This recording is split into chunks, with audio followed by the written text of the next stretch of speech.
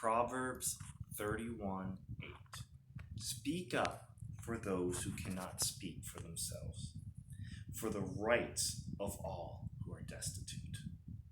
I remember one time I was out practicing with my college softball church team, and we were at a park, and there were these kids, and they kept like walking around the park, and they were kept making lots of noise. And first you just think, oh, kids are just having fun or they're just being goofy, but pretty soon I realized that there's this weird older guy who was kind of hanging around them and yelling at them and following them around the park. And at first you try to ignore it, like, oh, their parents would take care of it, and there was a lot of people at this park, so someone else will see, and nothing happened.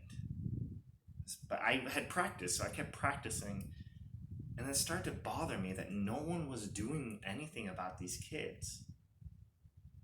And this guy who was bothering these kids, and then I realized, well, why aren't I doing anything? I remember all the times when I needed help, and people just ignored me. In fact, I think that was harder. I think it was harder the fact that people would ignore my pleas for help than what the actual bully or perpetrator was doing to me. And so eventually, I just stopped asking for help. I just started allowing things to happen to me. I started kind of feeling sorry for myself. Until this one particular time, there was this kid who bullied me basically from 5th grade to 10th grade. For 5-6 years, he bullied me.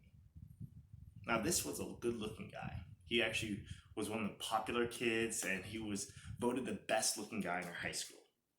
So, in comparison to me, he was of much higher status, at least high school-wise.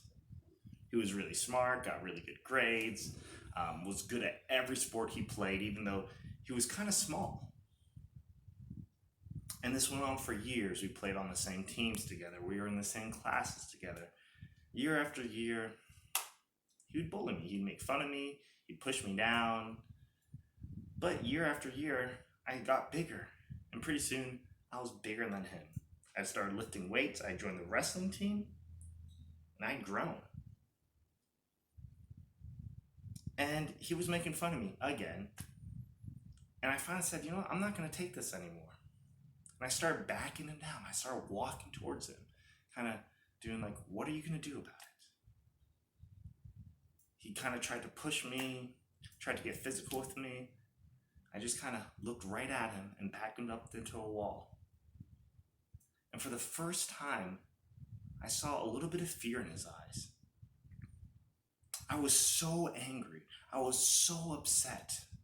I was so tired of all the racist, negative, mean-spirited things that he and his friends had done to me. And even though he was smaller than me, I allowed him to pick on me. And some teachers saw it, some probably didn't, but they would just ignore it. And I couldn't take it anymore. And so I stood up for myself. No one stood up for me when I had asked for help. And so I hid it. I hid my pain. I hid my tears. I hid my anger until I could no longer hide it anymore. And that's when I realized I needed to stand up for those kids in the park. That's when I realized I need to help others who were hurting, who were crying out.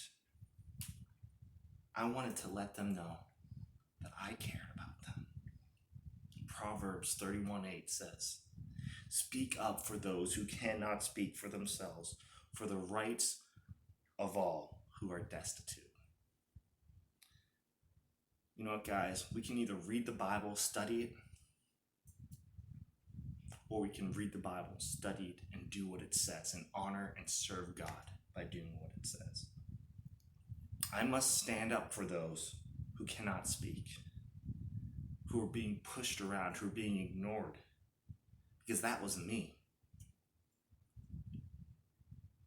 Love you guys. Have an awesome week. Peace.